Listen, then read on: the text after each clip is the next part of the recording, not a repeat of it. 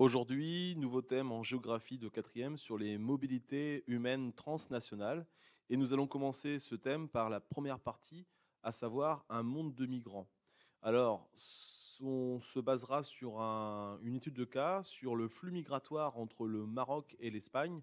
Et la question qu'on va se poser, c'est en quoi le flux migratoire du Maroc vers l'Espagne est-il révélateur de la mondialisation? Alors, tout d'abord, on va s'intéresser un petit peu aux caractéristiques principales de ce flux en se basant sur une vidéo, d'une vidéo qui s'intitule Elle et Rideau, la loi du profit, qui date de 2007 et qui nous raconte ici l'histoire de deux jeunes Marocains qui ont quitté leur pays pour aller tenter l'aventure en Europe.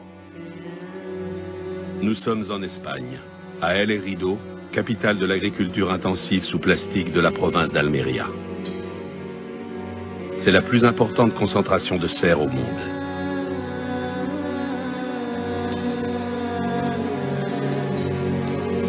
Ces fruits et légumes approvisionnent des millions d'Européens été comme hiver.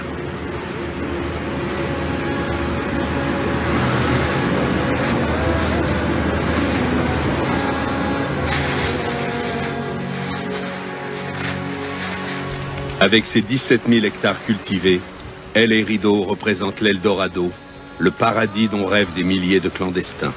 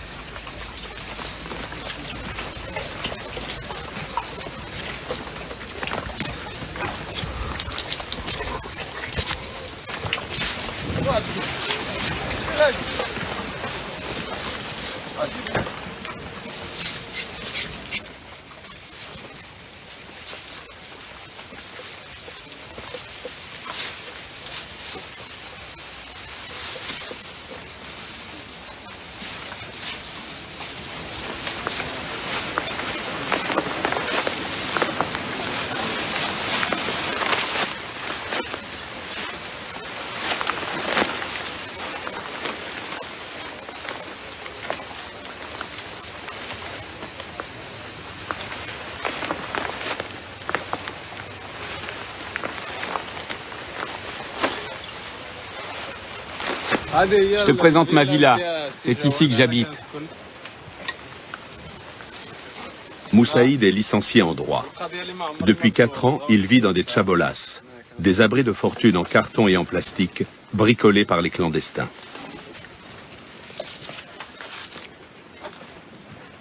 Voilà la cuisine.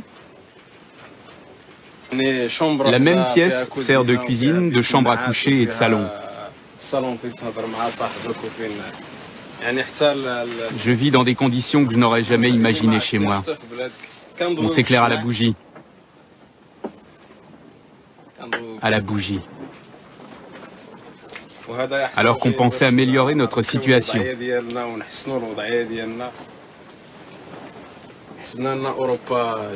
On imaginait l'Europe comme un paradis, comme l'Eldorado qui nous permettrait d'obtenir ce qu'on ne peut pas avoir dans notre pays, ce que notre gouvernement ne nous donne pas. Malheureusement, la réalité est bien différente.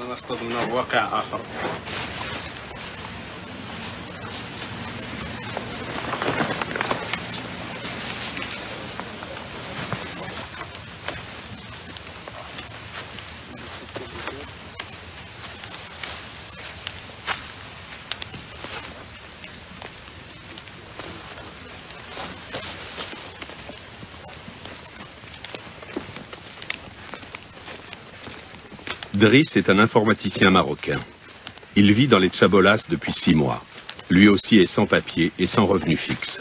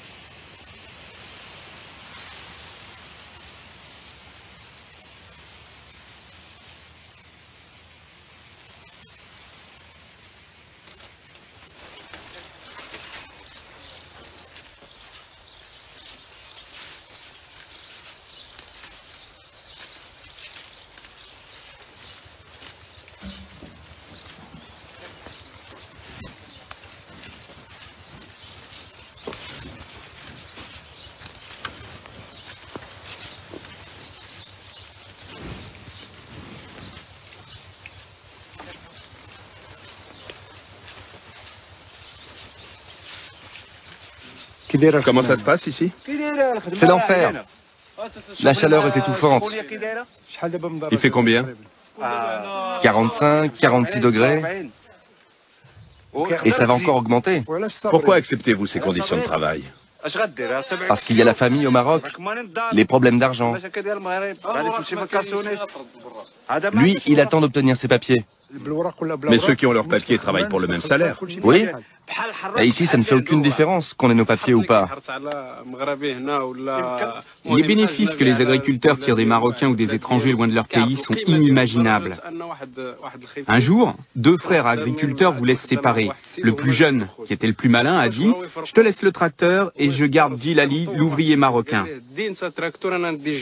Les propriétaires sont conscients de la richesse que représentent les travailleurs immigrés. C'est eux qui génèrent les profits, mais ils n'en tirent aucun bénéfice.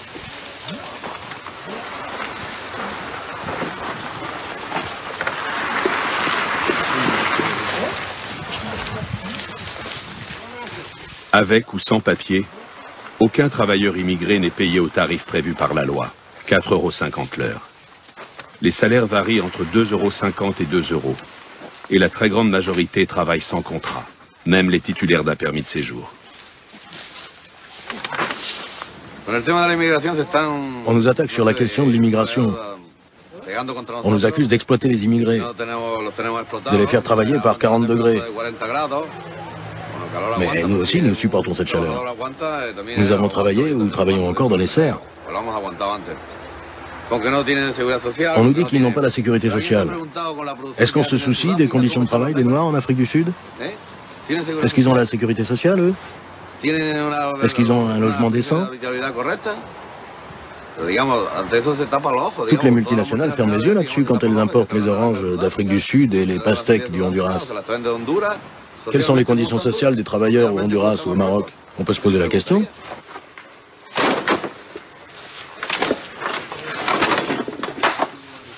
On dit souvent que ce sont les immigrés qui ont développé l'Almeria. Or, ils ne sont ici que depuis une dizaine d'années. C'est vrai qu'ils nous ont aidés, mais ce sont nos parents qui ont fourni le plus gros des efforts.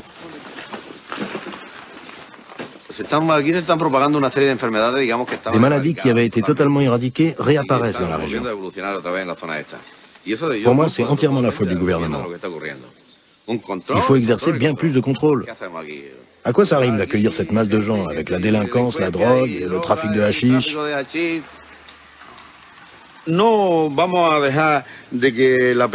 L'entrepreneur ou le propriétaire qui embauche un ouvrier à la journée, il gagne, d'accord. Mais il contribue aussi à empêcher que cet homme devienne un délinquant. Si tout le monde le rejetait, il serait obligé de voler pour manger.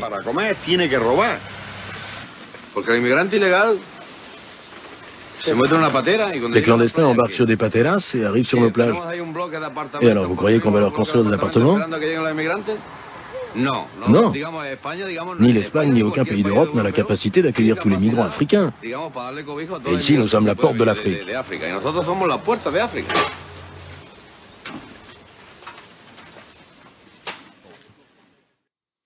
Alors tout d'abord, si on regarde un petit peu attentivement et si on en fait l'étude de cette vidéo, on peut voir qu'au niveau de l'origine de ces migrants, ils sont d'origine marocaine, hein, donc ils ont quitté le pays donc, du Maroc au nord de l'Afrique, et ils ont émigré vers l'Espagne, hein, donc pays du sud de l'Europe, pays méditerranéen. Alors, au niveau vocabulaire, émigration, c'est le fait de quitter définitivement son pays d'origine. Et émigration, donc extérieur, c'est une migration, un déplacement, donc une sortie de son territoire. Alors que l'autre terme, immigration, hein, c'est le fait de s'installer définitivement dans un pays autre que son pays d'origine. Et là, vous avez le préfixe « i ». « I », ça veut dire donc intérieur, le fait d'arriver. Donc émigration, le fait de sortir. Immigration, le fait d'arriver sur un territoire qui n'est pas celui d'origine. Alors la situation de ces deux jeunes Marocains, Moussaïd et Idriss, ici, dans leur pays d'origine, l'un était licencié en droit, donc faisait études de droit, hein, et l'autre était informaticien donc dans son pays qui est le Maroc.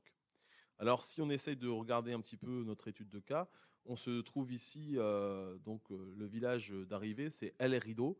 El Herido, c'est une petite ville du sud de l'Espagne, dans la province de l'Almeria, pas très loin de l'Andalousie. Et c'est donc ici que nous retrouvons ces deux jeunes Marocains qui ont quitté leur pays. Donc si on va un peu plus loin dans l'analyse, on s'aperçoit que ce territoire de l'Almeria et donc El Herido ici, c'est une région très développée au niveau agricole. C'est la région d'Europe où on a le plus de production de fruits et légumes sous serre. Donc c'est une région qui nécessite aussi beaucoup de main-d'œuvre et beaucoup de bras. Alors si on entoure le pays de départ, donc nous sommes ici, le pays de départ c'est le Maroc, et si on souligne sur la carte le pays d'arrivée, donc ici c'est l'Espagne. Alors si on regarde maintenant au niveau général l'émigration marocaine et africaine en Espagne entre 1998 et 2009, comment évolue le flux migratoire? On s'aperçoit que le flux migratoire entre l'Afrique et l'Espagne est en forte augmentation. Donc les migrations entre les deux pays ne cessent de croître fortement. On a à peu près donc 700 000 Marocains qui ont émigré vers l'Espagne entre 1998 et 2009. Alors cette migration, on peut aussi donc donner ici la définition. La migration, c'est un déplacement définitif de population d'un pays vers un autre pays. Elle est légale quand elle est autorisée par le pays d'accueil. Alors si on regarde aussi, il n'y a pas que des Marocains qui rentrent ici à El Herido, donc dans le sud de l'Espagne. On a aussi des populations qui viennent du reste de l'Afrique, et notamment de la région de l'Afrique subsaharienne, du sud du Sahara. Voilà. Alors maintenant, si on regarde un petit peu le profil des migrants marocains en Espagne, on s'aperçoit qu'ils ont un faible niveau d'éducation. 78% des migrants arrivant en Espagne ont un niveau d'éducation relativement faible, donc très peu scolarisés. Ils se sont en majorité donc des hommes, et on peut dire aussi que ce sont des hommes relativement jeunes, puisque globalement 85% des Marocains qui arrivent ici en Espagne ont moins de 45 ans. Et quatrième caractéristique, c'est qu'ils sont en majorité donc sont des hommes célibataires qui ont quitté donc l'Afrique. Et globalement, la situation est souvent de façon illégale, c'est-à-dire qu'ils n'ont pas eu d'autorisation pour quitter ou pour arriver ici en Espagne. Donc on parle ici de migrants en situation irrégulière. Donc on peut parler aussi de clandestins, ce qu'on appelle aussi généralement un sans-papier, donc un immigrant qui n'a pas d'autorisation de séjour dans le territoire où il réside.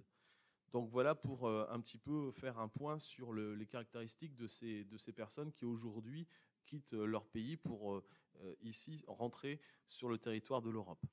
Donc globalement de jeunes hommes célibataires avec très peu de qualifications et un niveau scolaire relativement bas, ce qui n'est pas le cas des deux personnes dans la vidéo, mais la grande majorité globalement rentrent en Espagne de façon illégale et ont ces caractéristiques-là. Alors si on s'intéresse à cette carte qu'on va devoir un petit peu compléter, le flux de migrants marocains, donc on va essayer de le retracer ici sur cette carte, mais avant tout, on va déjà placer le pays qui est l'Espagne, le pays d'arrivée, en mettant bien aussi la caractéristique des îles Baléares et des îles Canaries, qui sont des îles espagnoles, donc vous rentrez sur le territoire de l'Europe. Et nous replacerons aussi la mer Méditerranée, l'océan Atlantique et le territoire d'accueil, ici le Maroc. Voilà. Et nous placerons aussi le détroit de Gibraltar, qui est ici la porte d'entrée de ces migrants marocains vers le territoire européen et espagnol. Donc le flux migratoire marocain, si on le place par une flèche, donc on aura une flèche qui part du Maroc pour aller vers l'Espagne. Et si on s'intéresse aussi aux autres migrants, donc c'est-à-dire les flux de migrants subsahariens, donc on va aussi placer une flèche parce qu'ils passent aussi par le détroit de Gibraltar, mais aussi en montrant bien aussi sur la carte que ces personnes arrivent du sud de l'Afrique, donc rentrent par le Maroc pour aller ensuite vers l'Europe. Alors si on s'intéresse maintenant aux raisons de ces flux migratoires entre le Maroc et l'Espagne, il faut regarder cette carte, et notamment cette carte nous donne un indicateur, ce qu'on appelle l'IDH. Alors l'IDH, c'est l'indicateur de développement humain. C'est un chiffre compris entre 0 et 1. Alors plus vous êtes proche de 0, plus le pays est dit en voie de développement, plus vous êtes proche de 1, le pays est dit développé. Donc c'est un indicateur qui sert à mesurer le niveau de développement d'un pays à partir de 3 domaines surtout. la santé, le niveau de santé d'un pays, le niveau de l'éducation et le niveau, économique.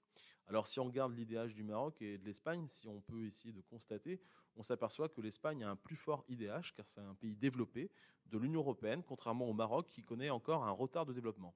C'est ce qu'on appelle un pays en voie de développement, un PVD. Donc c'est une des raisons qui explique le fait de ces migrations. C'est surtout qu'ici, ces Marocains quittent un pays qui ont des graves difficultés donc économiques, sociales et culturelles. Il faut bien aussi comprendre que comment expliquer le besoin de manœuvre en Espagne depuis les années 80.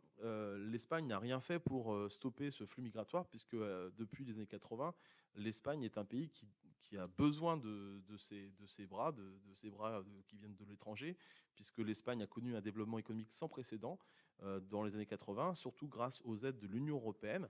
Et donc cette très forte demande de main-d'œuvre de l'économie espagnole, notamment dans le bâtiment, dans l'agriculture, a fait que ici, le territoire espagnol, le pays, n'a rien fait pour stopper ce flux et voire même à encourager le développement de ces transferts de personnes. Et il faut savoir aussi que la population espagnole étant vieillissante, c'est un pays qui demande beaucoup de main-d'œuvre jeune et elle l'a ici à travers ces personnes qui viennent du Maroc. Alors que représente l'Europe pour ces migrants marocains? Pourquoi immigrent-ils en Europe? L'Europe en fait représente pour ces migrants une sorte d'Eldorado, un paradis où ils pourront avoir une meilleure situation financière, sociale et familiale, un mode de vie ouvert à une plus grande consommation. Alors cette image, d'où vient cette vision de l'Europe un peu idéaliste? Cette image est véhiculée surtout par les médias, la télévision, la radio, le cinéma, la presse, qui présentent souvent une vision un peu parfaite du mode de vie occidental au reste du monde, vision qui n'est pas forcément toujours la réalité. Alors si on essaie de reproduire le tableau sur votre cahier, de compléter un petit peu les raisons qui ont poussé à ces migrations, si on s'intéresse déjà au Maroc, la raison principale pourquoi ils ont quitté ce pays, c'est que l'IDH, donc le niveau de développement du pays, est relativement moyen. Et ça a été souvent aussi une réponse à un besoin de manœuvre peu qualifiée, puisque ici l'Espagne demande cette main-d'œuvre, notamment pour travailler dans le bâtiment, dans l'agriculture, et ces hommes représentent une source non négligeable pour répondre à ces besoins. Et souvent, donc, on a la perception un peu d'un Eldorado européen, faussé par les médias, et surtout, ces gens ont quitté leur pays pour aspirer à avoir une vie meilleure. Donc en synthèse, le Maroc est un pays en développement dont une partie de la jeunesse n'a pas d'emploi et aspire à vivre mieux donc sur le continent européen. En ce qui concerne l'Espagne, évidemment, ce pays a un IDH plus fort que le Maroc. C'est un pays qui a connu une croissance économique forte ces dernières années et un vieillissement de sa population. Et donc ce pays est aussi intégré à la mondialisation des échanges. C'est un pays très développé économiquement. Et donc pour répondre à sa forte croissance économique, l'Espagne a mis en place une politique migratoire pour répondre à ses besoins d'emploi peu qualifiés. Voilà. Donc si on résume ça aussi sur notre carte, on va essayer de montrer le pays développé. Donc ici, l'Espagne, premièrement, et le pays en voie de développement, donc dans cette région, qui est donc le Maroc. Voilà. Donc ça, c'est pour la partie donc des raisons qui expliquent un petit peu ces migrations. Alors si maintenant on s'intéresse un petit peu aux conséquences de ces flux sur l'Espagne, qui est le pays d'accueil, et pour aussi le Maroc, qui est le pays de départ, alors si on explique un petit peu le développement économique d'El Hierro, et si on voit un peu les conséquences, cette migration a provoqué un développement de la région espagnole très forte, puisque El Hierro, qui est la région la plus importante au niveau de l'agriculture intensive, donc sous plastique de la province de l'Almeria, est la plus importante concentration de serres au monde. 17 000 hectares de serres. Ces fruits et ces légumes approvisionnent des millions d'Européens été comme hiver. Donc une partie de ces revenus de l'agriculture a été réinvestie ensuite dans le secteur du tourisme, puisqu'on a ici à El Hierro aussi la création d'une station balnéaire. C'est-à-dire que les agriculteurs qui ont profité un petit peu de cette manœuvre relativement à bas coût ont pu réinvestir leur argent gagné dans l'accueil touristique et donc en gagner davantage d'argent. Alors si on décrit maintenant les conditions de vie et de travail des émigrés marocains en Espagne, au niveau des conséquences, on voit que ces migrants occupent le plus souvent ce qu'on appelle des chabolas, des baraques de carton et de plastique que les clandestins construisent eux-mêmes. Il n'y a pas d'accès à l'eau potable, pas d'accès à l'électricité et ni au sanitaire. Leur travail est épuisant sous la chaleur des serres. Ils ne sont pas payés au tarif prévu par la loi, c'est-à-dire à peu près 4,50 € de l'heure en Espagne. Les salaires varient entre 2 € et 2,50 € l'heure. Et la très grande majorité travaillent sans contrat, même ceux qui ont un permis de séjour donc, en Espagne. Donc qu'est-ce qu'ils apportent, ces immigrés, à l'Espagne et au Maroc? Eh bien, tout simplement, ils fournissent une manœuvre facilement exploitable et très rentable aux propriétaires de serres espagnols. Et ils apportent aussi au Maroc des transferts de revenus pour leurs familles restées sur place. C'est-à-dire que ces personnes qui gagnent un petit peu d'argent ici en Espagne renvoient quasiment la totalité pour subvenir aux besoins de leurs familles restées donc sur le continent africain. Donc si on regarde un petit peu la vidéo, qu'est-ce que ça nous apprend sur la législation, sur le code du travail espagnol, hein? Eh bien tout simplement, on voit que le code du travail en Espagne, qui existe, n'est pas souvent respecté, hein, concernant ces travailleurs, puisqu'ils ne sont pas forcément reconnus aux yeux de la loi, hein. Le respect des horaires, le respect des salaires, la protection sociale et la protection notamment maladie n'est pas forcément respecté ici pour ces salariés-là. Alors l'impact de l'immigration marocaine en Espagne est relativement fort, puisque on voit bien que ces Marocains, pardon, euh, le but principal, c'est quand même de gagner de l'argent et de le renvoyer chez eux, donc pour leurs familles qui sont restées là-bas. Donc les conséquences pour le Maroc qui sont assez importantes, puisqu'il y a une forme d'augmentation du pouvoir d'achat pour les familles restées là-bas, qui peuvent consommer davantage de produits et même réinvestir cet argent dans le développement de l'agriculture au Maroc, ou la construction de bâtiments pour avoir des revenus meilleurs, et aussi permettre aussi à scolariser les enfants qui sont restés donc sur le continent africain. Le but étant pour tous ces migrants, une fois s'être enrichis, de pouvoir revenir profiter de leur argent donc au Maroc, ce qui n'est pas forcément souvent le cas. Alors si on regarde le document 8, là, on voit ici une image de la frontière entre l'Espagne et le Maroc, mais à Melilla. Alors, où se trouve Melilla? Si on regarde un petit peu votre carte, Melilla, c'est une enclave espagnole sur le territoire marocain, puisque en fait, le Maroc a été aussi une ancienne colonie espagnole, et il reste quelques territoires espagnols sur ce continent et dans ce pays, notamment la ville de Ceuta et Melilla. Hein. Ce sont des grandes stations balnéaires espagnoles, et on voit qu'ici, il est beaucoup plus facile de rentrer sur le continent européen, puisque ici, Melilla, c'est l'Europe, même si nous sommes en Afrique. Il faut juste franchir les barbelés, et ça évite de passer par la mer, notamment. Donc la partie marocaine et la partie espagnole sur l'image, on voit que globalement, le Maroc, c'est ce que vous avez en haut à gauche de l'image, alors que l'Espagne, vous l'avez ici en bas à droite. On reconnaît ici le territoire espagnol, puisque c'est la partie la plus surveillée. Vous avez des gardes, hein, qui montent, qui surveillent ces barbelés, et puis aussi un mirador au fond de l'image. Alors, décrire l'organisation un peu de cette frontière, on s'aperçoit qu'il y a évidemment beaucoup de grillages barbelés, des clôtures très importantes, des miradors pour surveiller jour comme nuit les différentes arrivées de ces populations. Et on a même ici en fait des systèmes aussi pour diffuser du gaz pour éviter que ces hommes franchissent cette frontière. Alors pourquoi cet espace est une zone de tension migratoire? Tout simplement, c'est que ici, pour ces personnes qui souhaitent quitter leur pays, ce territoire est une enclave espagnole, hein, sur le territoire marocain, et donc une porte d'entrée pour tous les migrants africains sur le sol de l'Union européenne, sans traverser la mer Méditerranée, donc un petit peu moins dangereux évidemment. Donc si on complète l'activité finale, compléter ce schéma de synthèse, hein, sur les effets du flux migratoire entre le Maroc et l'Espagne. Donc les migrants marocains, en gros, si vous regardez le haut du schéma, apportent une manœuvre bon marché, hein, qui vont contribuer au développement, premièrement localement, ici à l'Erido, de l'agriculture, et aussi de l'économie touristique. Ce sont des profits très importants que les entrepreneurs espagnols vont engranger. Et au niveau national, au niveau de l'Espagne, c'est aussi une contribution au développement économique du pays. Alors les migrants marocains aussi, par rapport au Maroc, envoient et transfèrent beaucoup d'argent et de matériel, hein, qui ont des conséquences sur le développement économique localement, hein, notamment ici à Sidi Bouzid, c'était par rapport à l'étude de documents. On a une augmentation des revenus, une augmentation du pouvoir d'achat, un pouvoir de consommation. On va pouvoir aussi scolariser davantage les enfants et développer les secteurs du bâtiment et de l'agriculture. Et ça, évidemment, ces migrants marocains, au niveau des conséquences pour le pays qu'est le Maroc, contribuent aussi au développement économique du pays, puisque ces rentrées d'argent profitent aussi à toute cette population restée là-bas. Donc sur notre carte, on va rajouter les transferts financiers. Le transfert financier, évidemment, va de l'Espagne vers le Maroc, puisque ces migrants renvoient beaucoup de leur argent vers leur famille restée là-bas.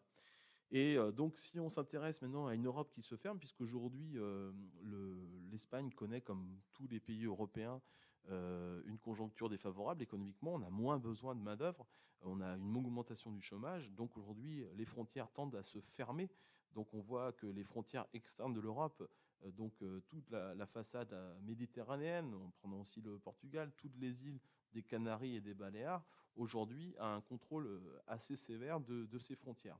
Donc on a des frontières qui sont étroitement surveillées, qui parfois sont des zones de tension migratoire, notamment dans la région de Ceuta et Melilla, hein, et aussi les îles Canaries et tout, en gros le détroit de Gibraltar, qui sont étroitement surveillés par les gardes-côtes espagnols. Donc si on va au-delà de cette étude de cas, hein, si on regarde un peu le sujet de la migration sur le reste du monde, on s'aperçoit que globalement, au niveau du continent africain, on a énormément de départs vers l'Europe, ce qui est aussi le cas de l'Amérique du Sud vers l'Amérique du Nord. Hein. On parle beaucoup des États-Unis et de leur mur entre la frontière états-unienne et celle du Mexique pour éviter le flux de migrants qui rentreraient donc sur le territoire nord-américain, pardon. Et vous avez aussi énormément de déplacements, soit de l'Asie du Sud, soit de l'Afrique, vers les nouveaux pays du Golfe, très enrichis par le pétrole, et qui ont besoin aussi d'une main-d'œuvre très importante. Autre migration peut-être moins développée, c'est toujours le cas entre l'Europe et l'Amérique. Hein, c'est ce qu'on appelle aussi la fuite des cerveaux. L'Amérique du Nord, pour beaucoup d'Européens, est aussi une sorte d'Eldorado avec des salaires beaucoup plus forts que ceux d'Europe. Donc cette mise en perspective, on va essayer aussi de la mettre sur la grande carte de début d'année qu'on a commencé, puisqu'on avait commencé par les espaces qui sont au cœur de la mondialisation, hein, les grandes villes, mondes, les grandes métropoles et les pôles de la triade qu'on avait déjà placés sur notre carte. On va rajouter donc grand 2 un monde en mutation, un monde qui évolue, animé par d'importants flux, et notamment, premièrement, les flux migratoires économiques. Hein, ce sont des migrations de travail, comme on a pu le voir ici dans notre document. Il ne faut pas oublier aussi les migrations pour des raisons politiques, donc là ce qu'on appelle des migrations de réfugiés, hein, qui se trouvent en situation de danger dans leur pays et qui essayent de quitter leur pays, puisqu'il y a une situation de guerre parfois, pour aller se réfugier dans un pays un peu plus en paix. Donc globalement, si on prend la carte, on va avoir au niveau africain des départs vers l'Europe, des départs vers l'Afrique du Sud et aussi vers les pays du Golfe. Ce qu'on peut dire aussi en termes de migration, aujourd'hui, on a une forte migration entre l'Amérique latine, l'Amérique centrale, l'Amérique du Sud, vers l'Amérique du Nord. Et au niveau de l'Asie, donc un départ massif du Proche-Orient, du Moyen-Orient vers les pays du Golfe, hein, et de l'Asie du Sud-Est aussi, vers les pays du Golfe, ou alors aussi vers l'Océanie, vers l'Australie surtout, et puis un départ de l'Asie du Sud-Est, notamment vers aussi l'Amérique du Nord. Donc voilà un petit peu cette partie sur un monde du migrant, sur les caractéristiques ici de l'immigration dans le monde d'aujourd'hui. Voilà pour cette partie donc en géographie de 4e. Je vous rajoute ici ce petit bilan pour faire la clôture de ce chapitre donc sur un monde de migrants. Vous pourrez retrouver ici les raisons des migrations et aussi les conséquences de ces migrations sur l'ensemble de la planète.